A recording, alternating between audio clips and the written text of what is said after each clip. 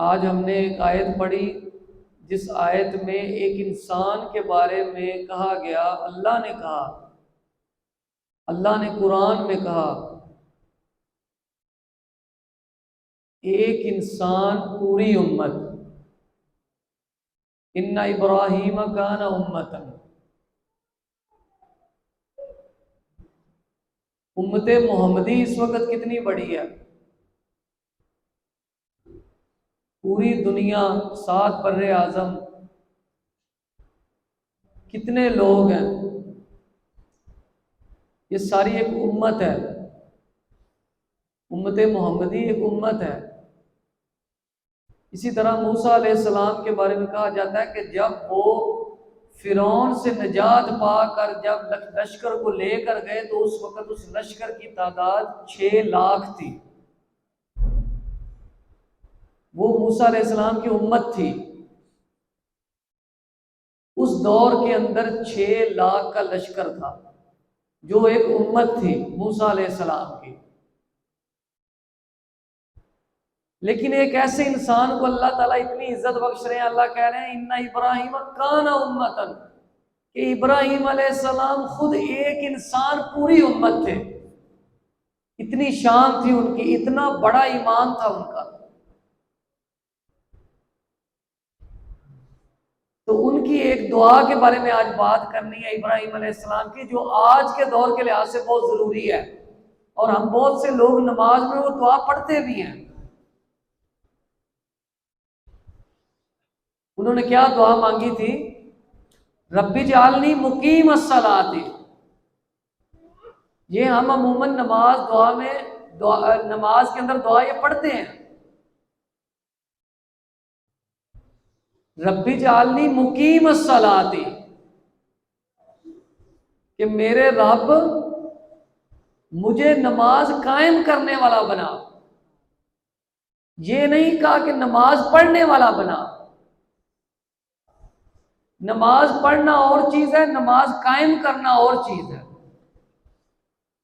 اگر نماز پڑھنے کا کہا جاتا تو صرف یہ ہونا تھا کہ 5 نمازوں میں 2 پڑھ لی، 1 پڑھ لی نماز۔ قائم کرنے کا مطلب یہ ہوتا ہے کہ ہم ہر روز 5 نمازیں پوری پڑھیں اور ہمیں فکر ہو اگلی نماز کی۔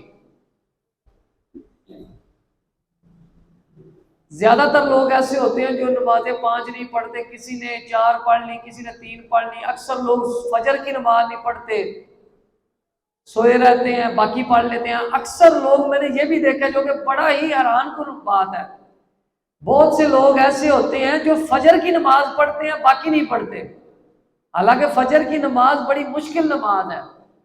وہ کون لوگ ہیں جو مزدوری کرتے ہیں، جو کام کرتے ہیں، جو صبح اس وقت اٹھتے ہیں؟ میں نے کئی لوگوں کو دیکھا ہے کہ وہ فجر کی نماز پڑھ لیتے ہیں لیکن باقی نمازیں نہیں پڑھتے۔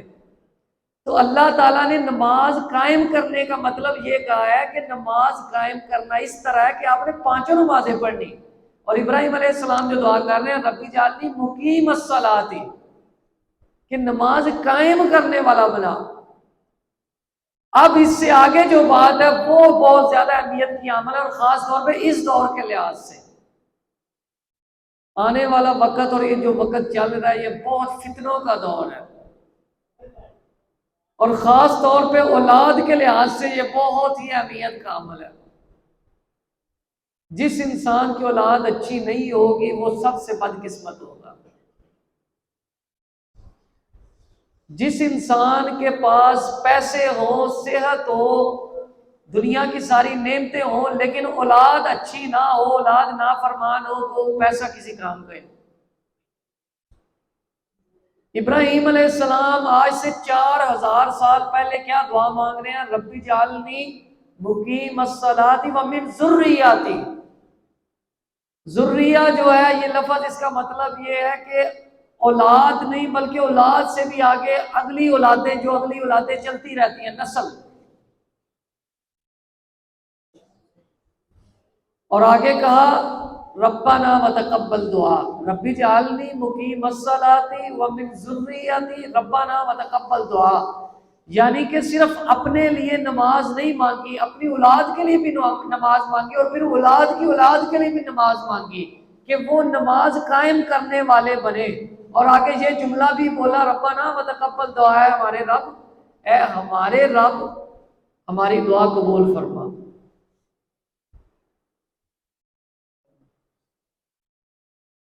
اولاد کا نمازی ہونا بہت ضروری ہے. باپ کا یا ماں کا، عورتیں سن رہی ہیں، مائیں سن رہی ہیں، بہنیں سن رہی ہیں، صرف ماں کا یا باپ کا نماز پڑھ لینا کافی نہیں ہے. جب تک اولاد نہ پڑھے تب تک آپ کی اپنی بھی نمازیں مکمل نہیں. کیوں؟ کیونکہ آپ نے ان سے پڑھوانی ہے. کیوں؟ کیونکہ ابراہیم علیہ السلام اللہ کے نبی کہہ رہے ہیں. اللہ کا نبی کون؟ نبی جو پوری ایک امت ہے، وہ اپنے لیے دعا مانگ رہے ہیں.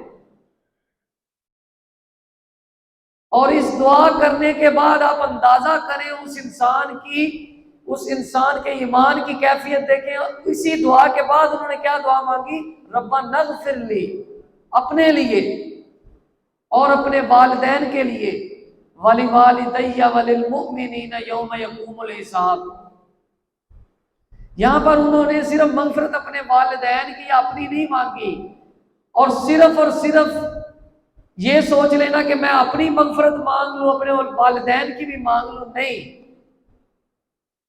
انہوں نے مسلمانوں کی نہیں، مومنوں کی مغفرت مانگی. یہاں سے ہمیں ایک اور بات کا پتہ چلتا ہے کہ بہت سے مسلمان ہی نہیں ہیں. اس دعا سے بھی ہمیں پتہ چلتا ہے. جس طرح ہم نے پہلے آیت پڑھی تھی، یا ایھا الذین آمنوا آمنوا، اے ایمان والو ایمان لاؤ. تو یہاں سے اس دعا سے ہمیں یہ بھی پتا چل رہا ہے کہ ابراہیم علیہ السلام نے کہا ربنا اغفر لی ولوالدی وللمؤمنین، وللمسلمین نہیں کہا، وللمؤمنین کہا.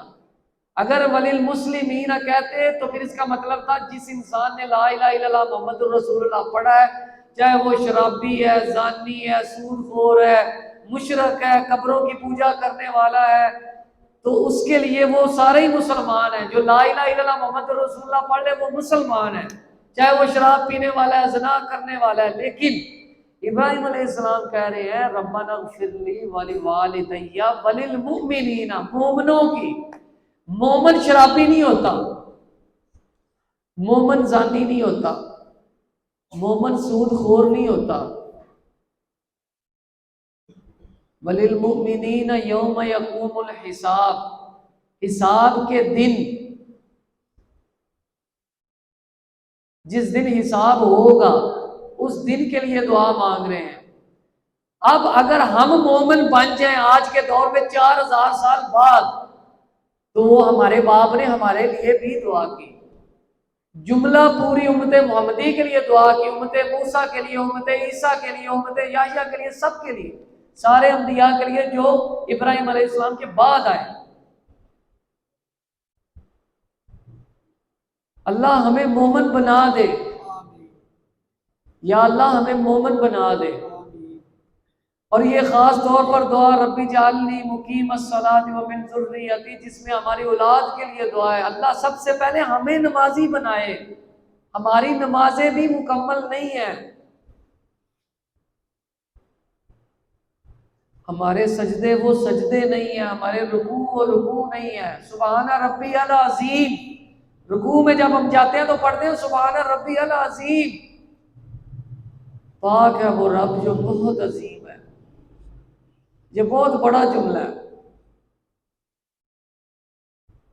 اللہ ہماری کیفیات، ہماری ایسی روحانیت کر دے نماز کے اندر کہ ہم نمازیں جب پڑھیں تو ہمیں ایسا لگے کہ ہم اللہ کے سامنے کھڑے ہیں، اور ہم اللہ کے سامنے کھڑے ہوتے ہیں، لیکن ہماری روح، ہمارا دماغ، ہمارا دل اس نماز میں ہوتا ہی نہیں.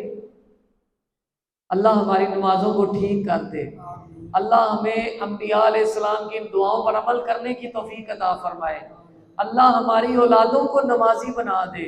اللہ ہماری اولادوں کو فرما بردار بنا دے. سبحان ربک رب العزت عما یصفون وسلام علی المرسلین والحمد للہ رب العالمین.